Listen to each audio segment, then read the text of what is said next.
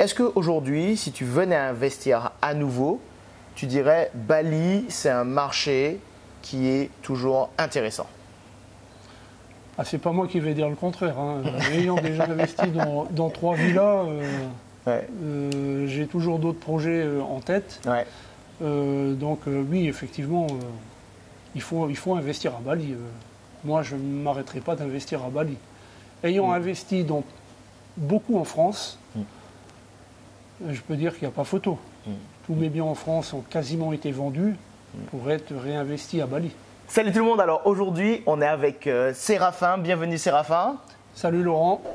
Et je pense que vous connaissez Séraphin parce qu'on avait déjà fait une première vidéo qui est juste ici en fait et qui donnait en fait son taux de rentabilité et les chiffres que Séraphin faisait il y a à peu près un an. Qui tournait autour de combien? Est-ce que tu peux nous rappeler les chiffres de la rentabilité? Donc sur les 2 précédentes villas là, qui sont actuellement sur Sémignac, qui sont situées à Sémignac, donc une villa 4 chambres et une villa 3 chambres, on avait pendant la période de Covid une rentabilité qui était moindre, mais qui était aux alentours de 100 000 $ à peu près pour l'ensemble des 2 villas. Ouais. Donc tu avais une villa tu disais de 4 chambres et de 3 chambres. Exactement. Et l'ensemble des villas, donc la 4 chambres, tu rapportais combien en période Covid? Donc environ 60 000 $. Ouais. Et la deuxième villa, à peu près 40 000 $. D'accord. Et aujourd'hui, depuis que Bali a réouvert, est-ce que tu vois une différence au niveau de ces chiffres? Bah effectivement, aujourd'hui, comme Bali a réouvert, donc on a beaucoup de touristes internationaux qui reviennent aujourd'hui, donc principalement nos fameux Australiens qui sont la majorité des touristes ici. Donc les prix sont redevenus à la normale.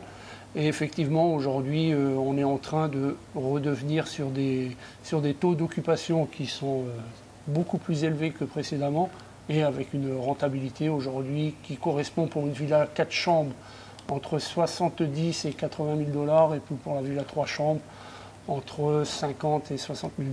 Donc c'est pas mal pour 2 villas. C'est pas mal pour 2 villas, quoi. Donc je pense que on s'en sort assez bien quand même. Ouais. Alors, tu me disais aussi que le taux d'occupation, en fait, il a grandi. Donc, si on veut booker une de tes villas aujourd'hui, en fait, il reste que quelques jours. Ouais, effectivement, donc aujourd'hui, le taux d'occupation est reparti exponentiellement à la hausse, puisqu'aujourd'hui, on a complètement booké l'année 2022. Il reste quelques jours, de 1 ou 2 jours sur des mois. La période de Noël, Nouvel An s'est remplie très très vite dès le début dès le début de l'été. Et aujourd'hui, on est en train de remplir 2023. Ouais. Donc 2023, tu as au moins 5 mois d'avance. Ah bah là, on est bien, quoi. On est content. Ouais. On est content. Ça redémarre, ça repart. Je ne pense pas qu'on soit réellement à 100% de l'ouverture, enfin de l'occupation de la venue des touristes à Bali. Mais bon, c'est en train de se faire et ça va continuer comme ça. Il n'y a pas de raison que ça change. Ouais. Voilà. Alors, on avait dit une fois, donc tu avais déjà acquis 2 villas, donc qui se trouvent à Sémignac, et tu nous disais que tu allais continuer justement à faire des investissements à Canggu. Donc dans le temps, ta villa n'était pas encore terminée. Aujourd'hui, elle est terminée, donc tu as ton investissement à Canggu. Est-ce que tu peux nous en parler? Donc effectivement, donc, après les 2 villas, j'ai lancé un 3e investissement donc, sur Canggu, sur Brawa plus exactement. Donc on va dire que c'est le prime location du moment et qu'il y a une très forte demande là-dessus. Donc la villa, le projet, je l'ai fait avec un architecte et puis j'ai utilisé les mêmes contracteurs que j'avais utilisés précédemment sur mes villas. Donc on a commencé le projet en 2019 et je l'ai récupéré en 2020. D'accord. Donc la construction a duré à peu près 15 mois. D'accord. Pour cause de Covid exactement. Donc ça a pris un peu plus de temps que prévu. Et aujourd'hui, le résultat, il est là. Et tu as tout fait à distance? Effectivement, donc à ce moment-là, en 2019, j'étais basé en Corée du Sud. Et initialement, j'avais prévu de venir sur Bali tous les 2 ou 3 mois pour suivre un peu la construction. Malheureusement, le Covid, on a décidé autrement et j'ai été bloqué pendant 1 an en Corée, donc j'ai tout fait à distance.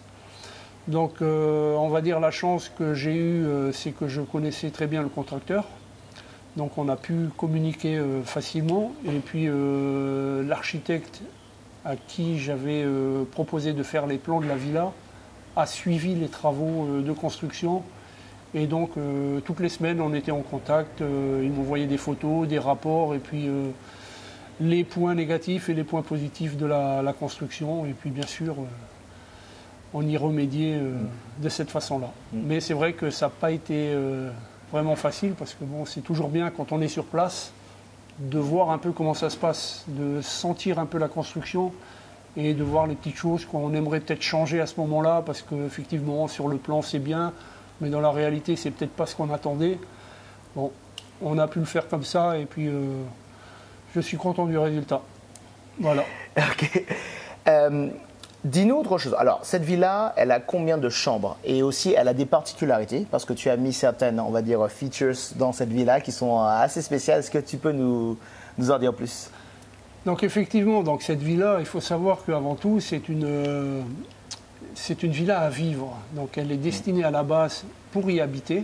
Pour toi, donc? Tu voulais Donc, voilà, initialement, elle est toujours pour moi. Et donc, c'était pour y vivre avec ma famille ici à Bali. Donc effectivement, quand on construit une villa pour soi-même, pour y vivre, elle est faite différemment d'une villa que l'on va soumettre à la location. Ici, tout est fermé, donc tout est climatisé. Donc la villa a été faite aujourd'hui sur un terrain de 6 arts. Donc il y a à peu près 400 mètres carrés habitables. Et donc il y a 4 chambres. Donc j'ai mis 4 chambres parce que ça me suffisait largement. J'aurais très bien pu en mettre 6, c'est pas la place qui manquait. Mais ce n'était pas le but de la construction. Effectivement, aujourd'hui, dans cette villa, ben, on a un grand espace living room, cuisine, qui est open sur les jardins et la piscine. Donc c'est vraiment un bel espace à vivre, où on peut accueillir des amis, manger, boire un verre. C'est vraiment très très sympa. Après, les chambres, on va dire, les chambres amies ou les chambres guest. Donc ce sont des suites qui font environ, salle de bain comprise, entre 35 et 40 mètres carrés. Donc qui sont très agréables. Ouais. Et tu as mis d'autres choses dans cette villa qui sont oui, bien sûr, j'ai mis beaucoup d'autres choses. Donc j'ai fait une master bedroom, une master bedroom qui fait 60 mètres carrés. C'est super grand à Bali. Voilà, qui est très grand, et puis avec un rooftop de 50 mètres carrés. Donc on a un espace privatif de plus de 100 mètres carrés qui comprend un espace jardin, un espace détente, un jacuzzi, un sauna, une grande chambre, salle de bain immense, dressing immense. Beaucoup de rangements. Beaucoup de rangements. Ouais. Et également une salle de gym. Donc, une petite salle de gym qui a de quoi faire le minimum. Donc c'est déjà bien. Ensuite, la particularité de cette villa aussi, c'est qu'on a dissocié la partie staff de la partie habitation. Donc il y a toute une partie qui est réservée au staff avec une entrée indépendante. Et donc le staff a sa chambre, a sa salle de bain, donc est complètement autonome et ne viendra en aucun cas déranger la partie habitation, sauf si besoin, sauf si on en fait la demande, bien sûr. Voilà. Quelque chose aussi d'intéressant, c'est de comprendre en fait le quartier dans lequel tu investis. Donc dans le temps, tu avais acheté ton terrain il y a combien d'années à peu près? Donc en fait, j'ai dû acheter mon premier terrain ici à Brava. Je pense que ça devait être en 2017. D'accord. Donc en 2017, il n'y avait encore aucune construction ici. Ouais. Donc j'étais parmi les premiers à avoir acheté un terrain. Et quand je suis reparti en Corée, donc la construction a commencé et j'étais le dernier. Donc tout était construit et il me restait, en fait, il restait un seul espace de disponible, c'était mon terrain. Exactement. Et ce terrain-là, donc, je l'ai revendu et j'en ai racheté un autre juste à côté. Donc tu as fait Donc j'ai déjà une plus-value. Donc j'ai fait une plus-value parce que le quartier s'était bien aménagé, la construction avait commencé. Et donc les gens venaient et puis achetaient. Et donc j'ai fait une plus-value sur ce terrain qui m'a permis de racheter un autre terrain un peu plus grand, juste à côté, donc une dizaine de mètres à côté, et où j'ai construit cette villa. Oui. Et pour ceux qui voudraient bien comprendre en fait l'évolution des prix et du quartier, comment ça se passe à Bali, donc tu dirais quel est le multiplicateur aujourd'hui de la valeur de ton terrain? C'est-à-dire que par combien de fois la valeur de ton terrain a été multipliée entre le moment où tu l'as acheté et aujourd'hui? Donc entre le moment où j'ai acheté le terrain et le moment où il a été revendu, j'ai à peu près fait 50% de plus-value sur le terrain en l'espace de 2 ans. De 2 ans. En l'espace de 2 ans, entre 40 et 50%. Il faut savoir qu'aujourd'hui, les prix sur Brawa sont très élevés. Sont astronomiques. On est aux alentours de 28-30 millions de dollars à l'année. Ce qui est énorme. Ouais. Alors, je vais préciser quelque chose quand même, parce que beaucoup de Français ne comprennent pas c'est quoi l'art. Donc, un art, c'est 100 mètres carrés. Voilà, tout à fait, 100 mètres carrés, 10 mètres sur 10 mètres. Donc, voilà. Et donc, les prix en l'espace de 5 ans, ils ont dû doubler, voire tripler sur Brawa. Donc, rien que le terrain, déjà, en lui-même, a pris énormément de valeur. Après, effectivement, la construction a pris de la valeur parce que tous les matériaux ont augmenté en fonction des différentes crises que l'on passe actuellement. Il y a eu le Covid, maintenant il y a la guerre. On espère que ça va s'arrêter là. Mais voilà. Et puis après, il y a aussi le fait que ce soit une maison d'architecte, qui a un design particulier, qui est très contemporain. C'est des choses qui sont de plus en plus demandées et qui plaisent énormément aux gens. Donc aujourd'hui, je dirais que la villa traditionnelle balinaise, c'est plus celle qui va être à la demande, quoi. Exactement. Moi, je vois la différence entre mes villas que j'ai commencé en 2015, donc 7 ans après. Mais il y a une évolution au niveau de l'architecture et de la construction qui est considérable. Aujourd'hui, le design qu'on a fait il y a 7 ans en arrière, je pense que c'est quelque chose qu'on ne pourrait plus forcément proposer aujourd'hui, parce que ça évolue, les goûts, les matériaux, etc. Et il y a une augmentation au niveau de la qualité et de la performance, et les architectes sont bien sûr. Aujourd'hui, effectivement, il y a l'architecture qui joue beaucoup. Le fait que ce soit pensé par un architecte, parce que toi, tu as beau penser ta villa comme tu le veux, mais bon, il faut qu'elle soit réalisable aussi. Et l'architecte, il est là justement pour te dire... ça on peut faire, ça on ne peut pas faire. Donc voilà, il y a tous ces conseils derrière qui permettent d'aller dans le bon sens pour avoir après une villa d'exception comme on l'a voulu et comme on l'a rêvé au départ, quoi. Cette villa-ci, elle fait combien de mètres carrés? Alors aujourd'hui, on est sur un terrain de 6 arts, donc 600 mètres carrés. Et on a exactement 392 mètres. C'est précis ça. Ok. Et tu la louerais combien aujourd'hui si tu voulais la mettre sur le marché à la nuitée? Donc cette villa, j'ai eu l'occasion de la louer pendant le Covid parce que j'étais pas présent. Et donc elle a été louée 1 milliard à l'année. Donc ce qui fait à peu près 6 000 dollars par mois. Voilà, ok. À peu près du 6 000 dollars par mois. 5 500 dollars exactement. Et ils payaient les charges? Voilà, les charges, bien sûr, à la charge du guest. Voilà. Donc l'électricité, le staff, enfin toutes les charges qu'il y a dans une...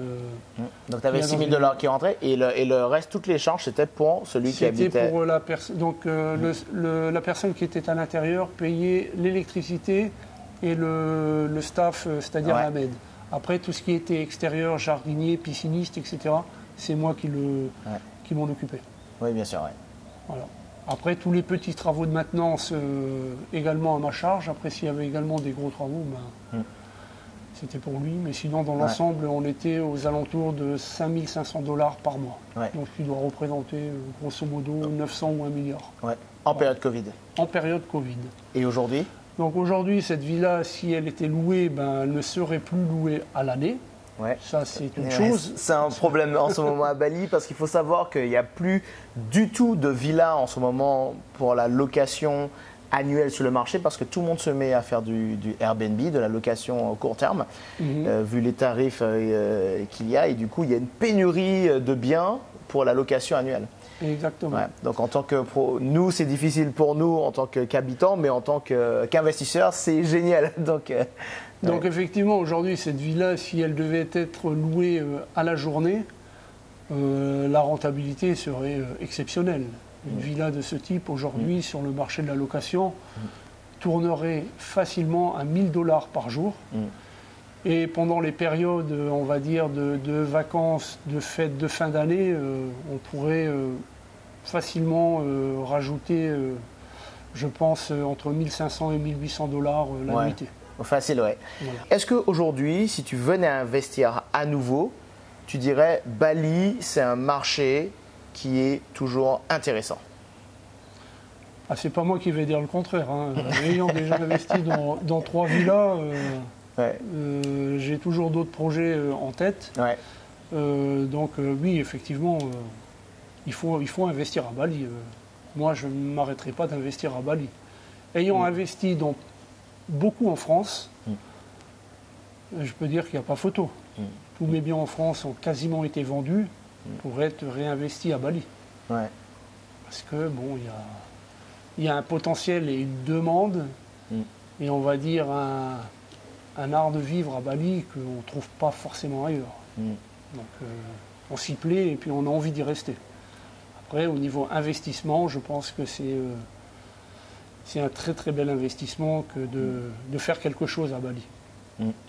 Et tu reconstruirais quoi aujourd'hui? En fait, si tu venais à investir à nouveau, tu irais plus dans des villas ou plus? Parce qu'il y a cette tendance parce que le terrain est devenu très cher, donc de refaire des surfaces plus petites avec des 1 chambre, 2 chambres, mais qui au final se louent très bien, alors qu'avant 2019, ça se louait un peu moins bien.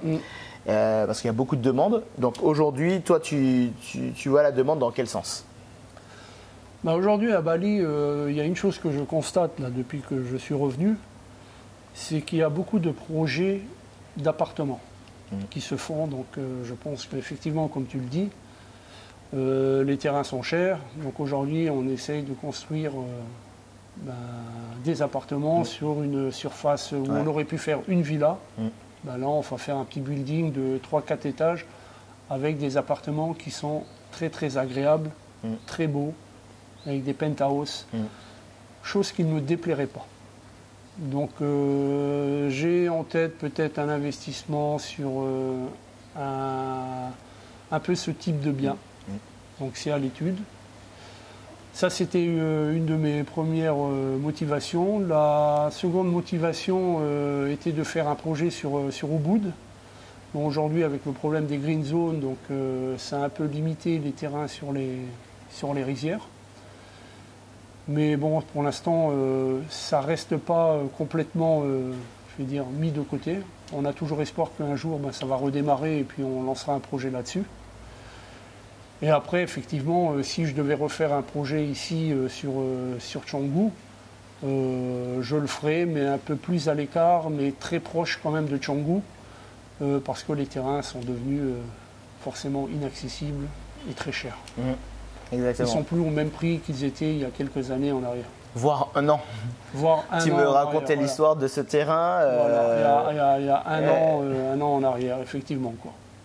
Il y a des terrains qui ont quasiment pris 70 à... Un terrain que j'ai visité il y a un an, un peu plus d'un an, qui était donc à 10 millions $ à l'année. Donc, attends, alors dans à peu près 650 €. 650 € l'art à l'année, et qui aujourd'hui est passé donc à 16 millions, donc à 1 000 € à peu près. Un peu plus de 1 000 € exactement.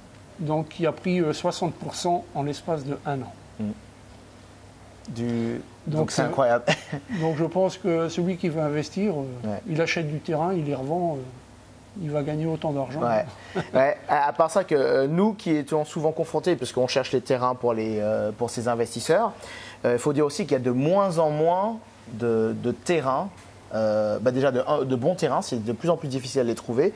Et puis aussi, ceux qui sont disponibles sont très chers aujourd'hui. Donc effectivement, aujourd'hui, il y a une telle demande sur particulièrement sur ce secteur de Canggu et de Brawa, que les prix ont explosé. Et je pense que ça va encore durer quelques années et puis ça va s'étendre beaucoup plus haut en allant vers Pererenang, qui lui déjà c'est au même niveau quasiment. Est déjà bien entamé. Quoi. C'est-à-dire donc on va encore aller beaucoup plus haut. Pour pouvoir aller trouver ces terrains qui sont moins chers. Voilà, voilà, effectivement, on peut toujours trouver moins cher. Mais après, je pense qu'il y a un rapport à faire dans un raisonnement d'investisseur, à savoir ce que l'on veut. Si on veut une bonne rentabilité, eh ben, il faut savoir investir. C'est-à-dire il ne faut pas négliger la location, qui est très très importante. Aujourd'hui, le touriste lambda qui vient à Bali, il veut tout avoir à côté. Si c'est pour être au milieu de Bali, au milieu de nulle part, et puis tous les matins prendre un taxi pour aller acheter sa baguette, bon, c'est peut-être pas le but non plus, quoi. Mais si on fait tout à pied, eh ben, ça valorise le bien. Et ici, Canggu, c'est pas ce qui manque. Ici, on fait tout à pied. Les beach clubs sont à proximité. 5 minutes des beach clubs, 5 minutes des restaurants, 5 minutes des bars. Que demander de plus? Tout pour le touriste. Donc aujourd'hui, tu dis Bali, tu valides, il faut y aller à 100% en 2022. Je valide Bali. Ceux qui veulent investir, il y en a en fait pour tous les montants. On peut très bien investir 100 000 $, comme on peut investir des millions de dollars. On trouvera toujours quelque chose qui va nous correspondre et qui nous permettra d'avoir une rentabilité. Bien sûr, elle va être liée par rapport à le montant d'investissement de départ, mais il y aura forcément quelque chose derrière. Aujourd'hui, un investissement à Bali, c'est minimum du 20%. Alors, tu parles net ou brut? Il faut souvent préciser, on a souvent ce genre de commentaires. 20%, c'est du net. Une fois qu'on a déduit toutes les charges derrière, on va dire qu'en brut, on est... je n'ai pas fait le calcul, mais peut-être qu'on serait à 25 ou peut-être 28. Mais oui, une fois qu'on a tout enlevé, on n'est pas très loin des 20%. Ça, c'est sûr. Ouais, ça c'est vrai. Alors, je vais quand même nuancer ça, ce que tu vas dire, les 20%, parce que sinon tous les investisseurs vont demander 20%. Il faut savoir que c'est sur les biens de type 4, 5 et 6 chambres où il y a une très forte rentabilité. Et là, on peut relativement facilement trouver ce genre de rentabilité. Mais quelqu'un qui ira, on va dire, sur une chambre, faire du 20%, ça reste encore... il va être très bien. On est d'accord qu'il va faire les plus de 10% net dans sa poche. Mais aller au-dessus de 15% sur une chambre, ça reste quelque chose qui doit se prouver dans le futur. Tout à fait. Effectivement, on a ce qu'on constate ici sur Bali, c'est qu'en fait, ce sont les villas qui ont le plus de chambres qui se louent le mieux. Pourquoi? Parce qu'aujourd'hui, on va dire, les gens, les touristes, viennent souvent en groupe, viennent souvent à plusieurs couples, voire 2 couples avec 2 enfants. Ça fait tout de suite une villa 4 chambres. Si vous venez avec 3 couples et des enfants, vous passez forcément à 5 ou 6 chambres. Et ça, effectivement, ça réduit le coût de la location, mais ça a une forte rentabilité pour l'investisseur. Et aujourd'hui, effectivement, quand on vient à Bali, on essaye de limiter les coûts en tant que touriste pour avoir un bien situé et puis confortable. Donc forcément, si on a plusieurs, ça réduit les coûts. Après, c'est peut-être pas le même retour sur investissement, comme tu le disais, sur une villa de 1 chambre ou 2 chambres, où là, forcément, ça va être plutôt un couple, ça va plutôt être du honeymoon, donc ça changera forcément. Super. Voilà. Séraphin, merci beaucoup d'être venu sur la chaîne encore. Si vous voulez voir la première vidéo de Séraphin, qui est très importante, on vous donne beaucoup de chiffres, on détaille ses investissements dans le passé, eh bien, allez voir en fait la vidéo qu'on va vous mettre en fait dans cette vidéo YouTube. Et aussi, n'hésitez pas à souscrire à la chaîne, à laisser un like, ça aide beaucoup au niveau des algorithmes, et à cliquer sur la cloche. Je vous dis à très bientôt pour une autre vidéo d'investisseurs ou de professionnels.